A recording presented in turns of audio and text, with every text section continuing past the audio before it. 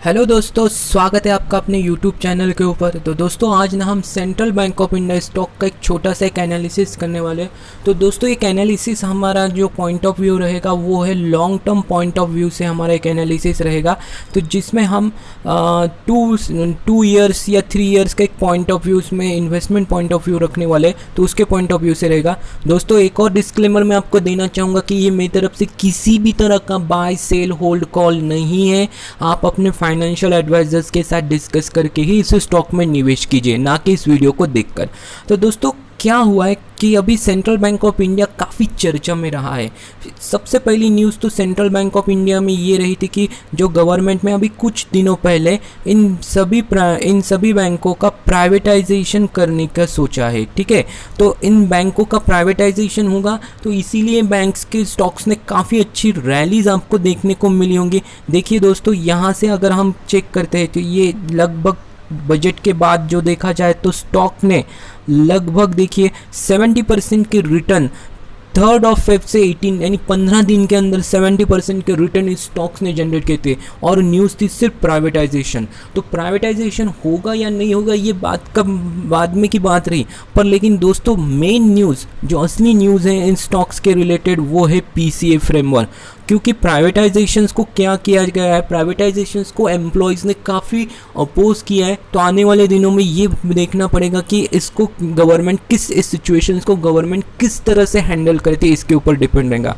तो दोस्तों सबसे बड़ी न्यूज़ हमारे लिए ये रहने वाली है कि इस बैंक का जो स्टॉक्स है जो पीसीए फ्रेमवर्क से बाहर आने वाला है। क्योंकि आरबीआई ने क्या किया था 2017 में इस बैंक को पीसीए फ्रेमवर्क में डाल दिया था। तो उसके बाद अब ये स्टॉक पीसीए फ्रेमवर्क से बाहर आने की चांसेस बहुत ज़्यादा है। ये मेरा कहना नहीं है, इस बैंक के जो आउटगोइंग सीईओ है पल्लव मोहपात्रा, उन्होंने बिजनेस स्टैंडर्ड के एक आर्टिकल्स उनका पब्लिश हुआ था, उसमें उन्होंने ये कहा था कि ये बैंक बहुत जल्द हो सकता है पीसीए फ्रेमवर्क के बाहर आ सकता है। तो ये मेरा कहना नहीं है, जो इनका जो आर्टिकल पब्लिश हुआ था इसकी लिंक मैं नीचे डिस्क्रिप्शन में भी दे दूंगा, आप इसको रीड कर लीजिए। ठीक है, तो ये बैंक बहुत जल्द पीसीए फ्रेमवर्क से भी बाहर आ सकता है।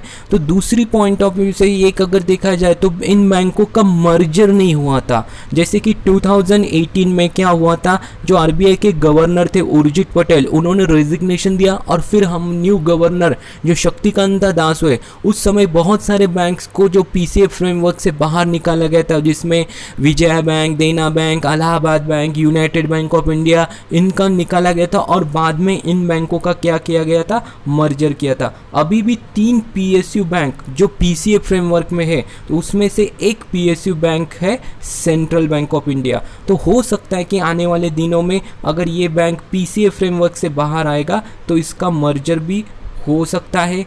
तो इसके लिए तो कोई अपोजिशंस तो मुझे ख्याल से तो एम्प्लॉयज़ की तरफ से नहीं हो पाएगा। और दूसरा पॉइंट ऑफ व्यू ये है कि इसमें जो गवर्नमेंट की जो होल्डिंग है वो लगभग 82% गवर्नमेंट की होल्डिंग यहाँ पे रहती है। तो दोस्तों जैसे आपको दिखाना चाहूँगा कि जैसे सेंट्रल बैंक ऑफ इंडिया को हम screener.in पे जाएंगे तो देखिए दोस्तों शेयर होल्डिंग में आपको पता चलेगा कि जो गवर्नमेंट को 89% जो शेयर होल्डिंग है इसमें गवर्नमेंट ऑफ 89% की जो शेयर होल्डिंग है जिसमें गवर्नमेंट ओन करती है। तो दोस्तों disinvestment point of view government क्या कर रही है, बहुत सारे ऐसी कंपनीज है, बैंक्स है, उसमें स्टॉक्स में क्या कर रही है, अपना स्टेक क्या करती है, वो सेल कर रही है। तो उसके पॉइंट ऑफ व्यू से भी इसमें डिसइन्वेस्टमेंट आने वाले दिनों में इसकी भी न्यूज़ हमारे सामने आ सकती है। एक और न्यूज़ इस स्टॉक्स में है कि वो है मिंट पेपर में एक आर्टिकल पब्लिश हुआ था इस स्टॉक्स में, वो न्यूज़ है फंडिंग। तो अभी recently Punjab and Sind bank इसमें गवर्नमेंट ने फंडिंग दी थी और भी गवर्नमेंट का 14। तो दोस्तों तीन ऐसे बैंक्स हैं जैसे Indian overseas bank, UCO bank और सेंट्रल बैंक ऑफ इंडिया। इन तीनों बैंक में गवर्नमेंट अपनी फंडिंग क्या कर सकती है, दे सकती है आने वाले दिनों में। जैसे बजट के बाद एक फंड इन बैंकों के लिए इन बैंकों के लिए अनाउंसमेंट किया गया था, तो उसमें से पंजाब और सिंध बैंक को तो ऑलरेडी फंड मिल चुका है, तो और बाकी दो बैंक से इनको फंडिंग क्या कर सकती है, गवर्नमेंट की तरफ से प्रोवाइड की सकती है, ताकि ये बैंक बहुत जल्द पीसीए फ्रेमवर्क से बाहर आ सके। इवन यानी फाइनेंस मिनिस्ट्री ने भी आरबीआई से ये रिक्वेस्ट की है कि इन स्टॉक्स को पीसीए फ्रेमवर्क से बाहर निकाला जा सके। रिसेंटली हमने आईडीबीआई बैंक का एक एग्जांपल देखा था, उसमें स्टॉक्स को क्या किया था, पीसीए फ्रेमवर्क से बाहर निकाला गया था। तो दोस्तों ऐसे स्टॉक्स में निवेश करने से पहले मैं आपको यही सलाह दूंगा कि आप अपना रिस्क कैलकुलेट कीजिए, आप कितने पैसे इसमें इन्वेस्ट करना चाहते हैं ये कैलकुलेट करके ही निवेश कीजिए। तो जैसे फॉर एग्जांपल मैं ज़्यादा से ज़्यादा 1000 रुपीज़ का इसमें क्या कर सकता हूँ, रिस्क ले सकता हूँ।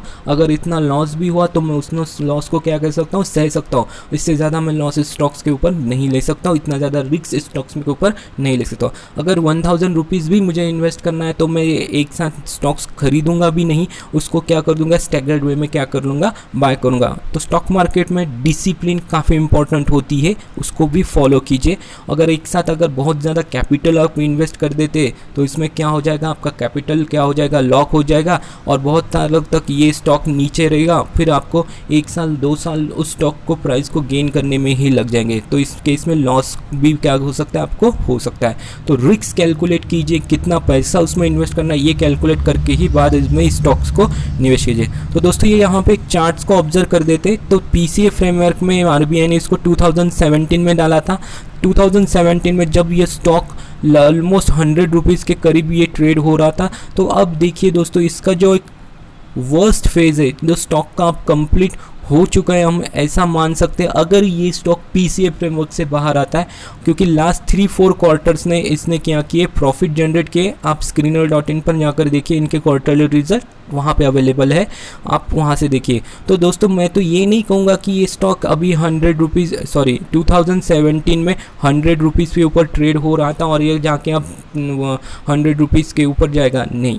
पर लेकिन दोस्तों एक अच्छे खासे रिटर्न्स जनरेट कर सकता है। आने वाले दिनों में अगर कोविड-19 की सिचुएशन और भी पेशेंट्स अगर बढ़ जाते हैं तो हो सकता है ये स्टॉक 16 रुपीज़ 35 पैसे के लेवल्स को ब्रेक करके 12 रुपीज़ या 13 रुपीज़ के करीब ये क्या हो सकता है, ट्रेड कर सकता है। तब जाकर इस स्टॉक्स को धीमे धीमे आप क्या कीजिए, खरीदिए, नहीं तो आप इसको अपने वॉच लिस्ट में रखिए। आपको कब कौन से लेवल पर खरीदना इसका डिसीजंस आपका रहेगा और आपको इसका कैलकुलेशन करना पड़ेगा।